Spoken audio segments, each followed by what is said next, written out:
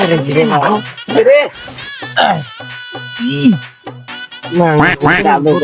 রে কিরে শামিম, আঙ্গুর ভাইয়া কই গেল?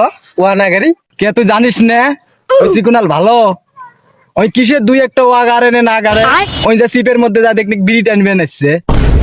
কি কস? ওয়া না গাড়ি আঙ্গুর ভাই বিড়ি খাবার গেছে। চল না ইউরির বিড়ি কো আজকে বাইক কই দিয়ে আসবো কামও তা চল। কি ওই উঠছে ছোট বোনের সাথে কাজ করি ভালোই লাগে, একটা বিড়ি খাই। अच्छा নেশকা কই গেল? নেশকা গুড। ওদের যদি শান্তি বিড়ি খাইতেই পারি না। সুন্দর কাম করুক যাও তো ওরা, আমি বিড়ি খাই আর সাম্বা। ওদের মধ্যে আমরা ওয়া গাড়ি কুল পাইনি, আর আঙ্গুর ভাই বলে একটা বিড়ি খাই।